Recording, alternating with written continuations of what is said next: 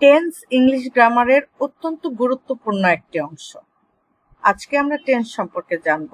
Tense মূলত তিন প্রকার: present tense, past tense, future tense. অর্থাৎ কোন সময়ের উল্লেখ করা হয়েছে, বিশেষ করে টেন্সের ভার্বের সময়টি এখানে উল্লেখ করা হয়। ভার্ব কোন সময়কে উল্লেখ করছে বা কোন সময়কে ইন্ডিকেট করছে সেই অনুযায়ী আমরা টেন্স কোন প্রকার সেটা বুঝবো। যেমন এখানে ভার্ব আই প্লে ক্রিকেট, আমি ক্রিকেট খেলি, এটি বর্তমান সময় বুঝিয়েছে, সুতরাং এটি প্রেজেন্ট টেন্স। এরপরে আই প্লেড ক্রিকেট, এখানে প্লেড, আমি ক্রিকেট খেলেছি, প্লেডটি পাস্ট ফর্মে আছে, অর্থাৎ আমি অতীতে ক্রিকেট খেলেছি, এই জন্য এটি past tense. I will play cricket, I will play cricket, আমি ক্রিকেট খেলবো, অর্থাৎ ভবিষ্যতে ক্রিকেট খেলবো, এটি এর জন্য ফিউচার টেন্স। এখানে ভার্বটি দেখা যাচ্ছে যে উইল প্লে, এটি ভবিষ্যৎ নির্দেশ করছে। সুতরাং আমরা দেখতে পাচ্ছি যে একটি সেন্টেন্সের ভার্বের সময়টা কি, কোন অবস্থায় আছে, সেই অনুযায়ী আমরা টেন্স নির্ধারিত হয়। টেন্স সেটি প্রেজেন্ট টেন্স হবে না পাস্ট টেন্স হবে না ফিউচার টেন্স হবে।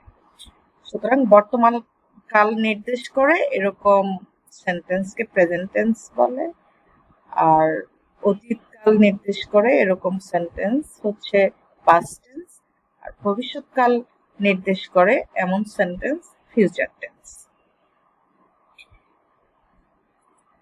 আবার এই তিন প্রকার টেন্সের প্রত্যেকটিকে চার ভাগ করে ভাগ করা যায়। Simple simple present tense, simple past tense, simple future tense. এরপরে আরেকটি আছে কন্টিনিউয়াস, যা চলমান থাকে, সেটি প্রেজেন্ট কন্টিনিউয়াস টেন্স, বর্তমানে চলমান, পাস্ট কন্টিনিউয়াস টেন্স, অতীতে চলমান ছিল এরকম কাজ, ফিউচার কন্টিনিউয়াস টেন্স, ভবিষ্যতে চলমান থাকবে কাজ, এরকম কাজকে ফিউচার কন্টিনিউয়াস টেন্স বলে। এরপরে perfect, present perfect tense, past perfect tense, future perfect tense. Perfect continuous, present perfect continuous tense, past perfect continuous tense, future perfect continuous tense. অর্থাৎ আমরা 12টি টেন্স পাচ্ছি। Simple present tense, present continuous tense, present perfect tense, present perfect continuous tense. Simple past, past continuous tense, past perfect tense, past perfect continuous tense.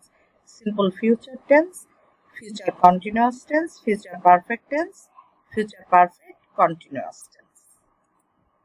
এবারে আমরা simple present indefinite tense সম্পর্কে জেনে নেই।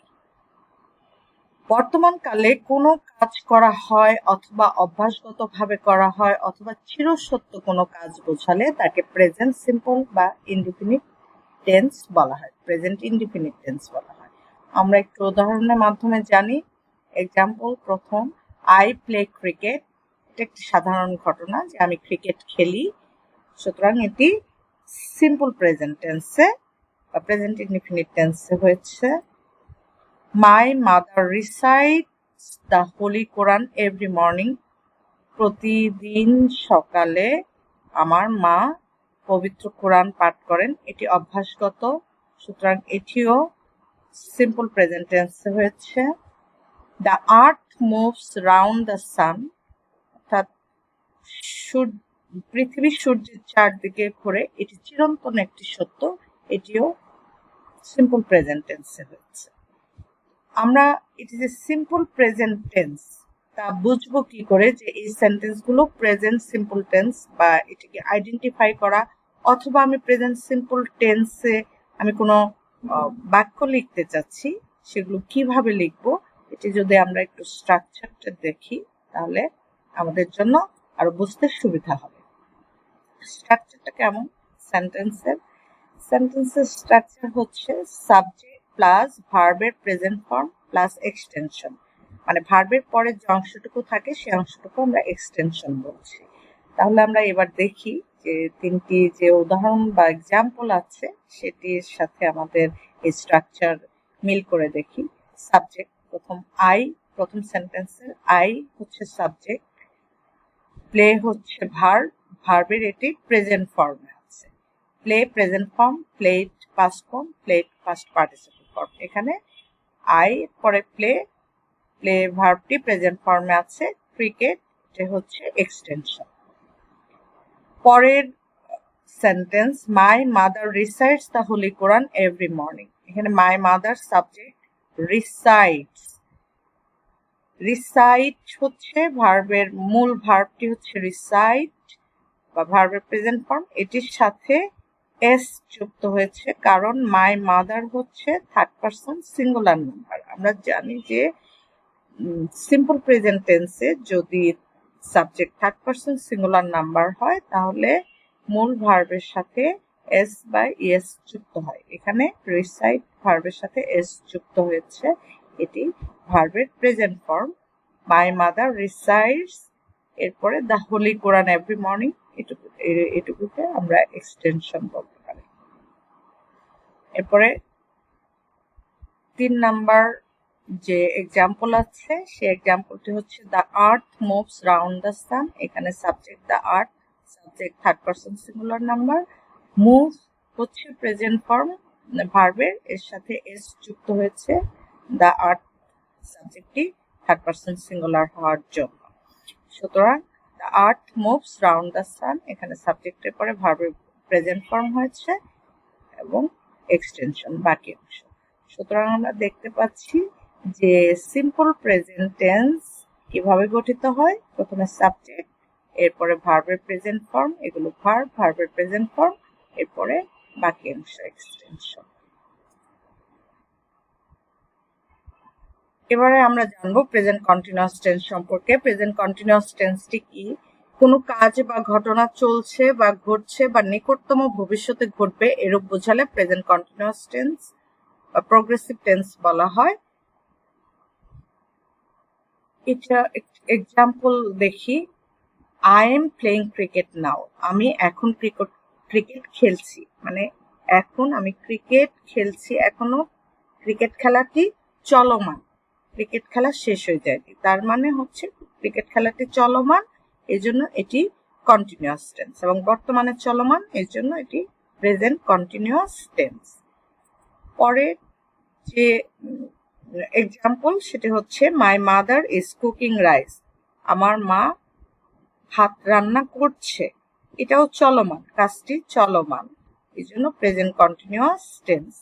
পরেরটি হচ্ছে Raisa is writing a poem at this moment, মানে এই মুহূর্তে, অ্যাট দিস মোমেন্ট এই মুহূর্তে Raisa is writing poem, Raisa কবিতা লিখছে, মানে কবিতা লেখার কাজটি এখনো চলমান, অ্যাট দিস মোমেন্ট এই মুহূর্তে এখনো চলমান রাইসার পোয়েম লেখাটা। সুতরাং এটিও প্রেজেন্ট কন্টিনিউয়াস টেন্স। এখন আমরা কিভাবে বুঝবো যে এটি প্রেজেন্ট কন্টিনিউয়াস টেন্স এবং কিভাবে একটি বাক্য প্রেজেন্ট কন্টিনিউয়াস টেন্সে লিখবো সেটির জন্য আমাদের স্ট্রাকচারটি আমরা যদি জানি তাহলে আমাদের জন্য এটি সহজ হবে। স্ট্রাকচার হচ্ছে subject plus am is are plus verb, অর্থাৎ মূল ভার্বের সাথে আইএনজি যোগ, মানে ভার্বের যে বেস ফর্ম তার সাথে আইএনজি যোগ, এরপরে এক্সটেনশন অর্থাৎ সেন্টেন্সের বাকি অংশ। এখানে আমরা দেখি সাবজেক্ট, প্রথম example subject I am playing cricket now, এখানে সাবজেক্ট আই, এরপরে আমরা দেখছি যে সাবজেক্টের পরে এম ইজ আর, যেহেতু আই সাবজেক্টের জন্য এম ইজ আর এর মধ্যে এম বসবে, আই এম। এরপর হচ্ছে প্লে হচ্ছে মূল ভার্বের, প্লে হচ্ছে বেস ফর্ম, এই প্লের সাথে ভার্বের সাথে আইএনজি যোগ, playing, I am playing cricket now, এটি সেন্টেন্সের বাকি অংশ যাকে আমরা এক্সটেনশন বলি। সুতরাং I am playing cricket now, এখানে সাবজেক্ট এম ইজ আর, ভার্বের সাথে আইএনজি যোগ, এরপরে বাকি অংশ। দ্বিতীয় সেন্টেন্সটিও তাই, my mother is cooking rice, এখানে সাবজেক্ট মাই মাদার, ইজ, যেহেতু my mother third person singular number subject, সুতরাং এখানে ইজ হয়েছে। Is cooking rice. কুক হচ্ছে মূল ভার্বের বেস ফর্ম কুকের সাথে আইএনজি যোগ। My mother is cooking rice, এখানে রাইস হচ্ছে extension. Raisa is, Raisa subject, is হচ্ছে রাইসার পরে সাবজেক্ট ইজ হবে, সরি অক্সিলারি ভার্ব ইজ হবে। এরপরে রাইটের সাথে, রাইট শব্দটির সাথে আইএনজি যোগ হয়েছে, রাইটের ইটা উঠে গিয়ে আইএনজি যোগ হয়েছে।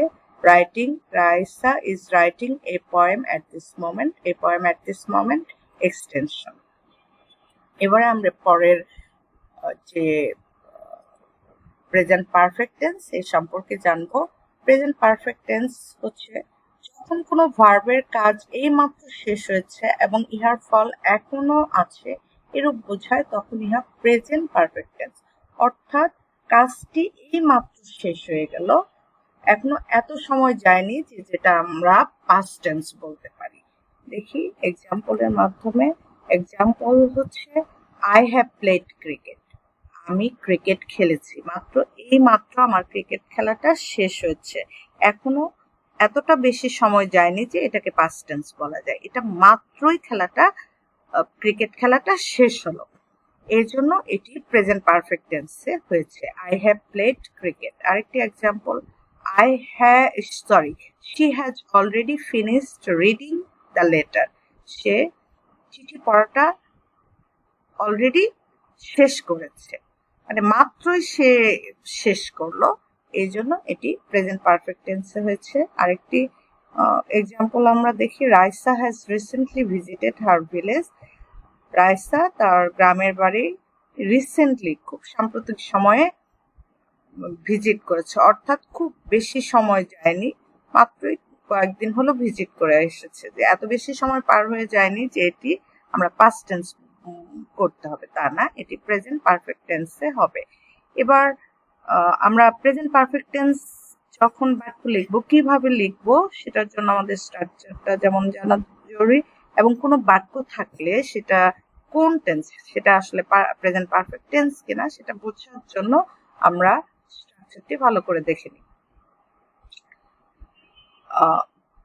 স্ট্রাকচারটি হচ্ছে subject plus have has plus ভার্বের past participle form plus extension. অর্থাৎ সাবজেক্ট হবে প্রথমে, এখানে আমরা প্রথম সেন্টেন্সটি দেখি, আই হ্যাভ প্লেড ক্রিকেট, এখানে সাবজেক্ট আই, এরপরে হ্যাভ অথবা হ্যাজ, যেহেতু আয়ের পরে হ্যাভ বসে, এরপর হচ্ছে প্লেড ক্রিকেট, প্লেড ভার্বের পাস্ট পার্টিসিপল ফর্ম, ভার্বের পাস্ট পার্টিসিপল ফর্ম আমরা জানি যে প্লে, প্লেড, প্লে, অর্থাৎ ভার্বের 3 number form, played verb past participle form হয়েছে, এরপরে এক্সটেনশন, ক্রিকেট হচ্ছে এক্সটেনশন, অর্থাৎ সাবজেক্ট হ্যাভ হ্যাজ ভার্বের past participle form plus extension.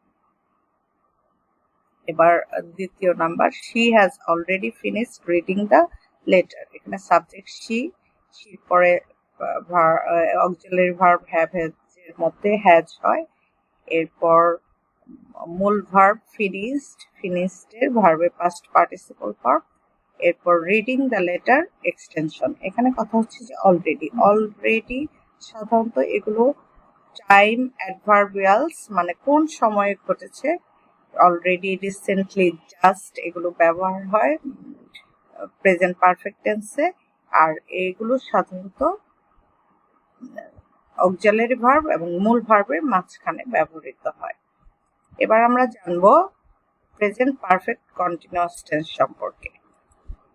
যখন কোনো ভার্বের কাজ অতীতকালের কোনো এক সময় হতে শুরু হয়ে বর্তমানেও বা এখনো চলছে বোঝালে ভার্বের প্রেজেন্ট পারফেক্ট টেন্স হয়, প্রেজেন্ট পারফেক্ট কন্টিনিউয়াস টেন্স।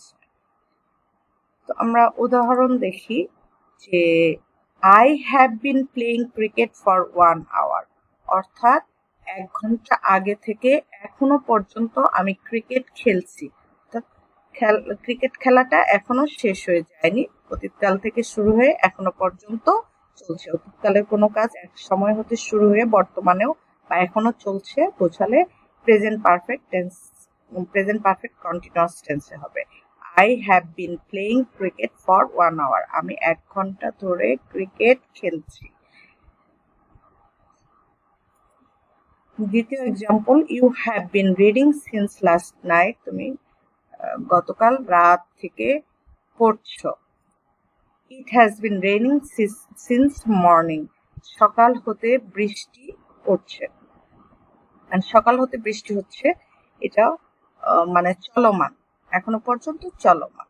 তাহলে আমরা প্রেজেন্ট পারফেক্ট কন্টিনিউয়াস টেন্সের বাক্য যখন লিখবো কিভাবে লিখবো সেটি জানার জন্য আমাদের যেমন স্ট্রাকচারটা জানা প্রয়োজন, তেমনি এক্সকিউজ মি, কোন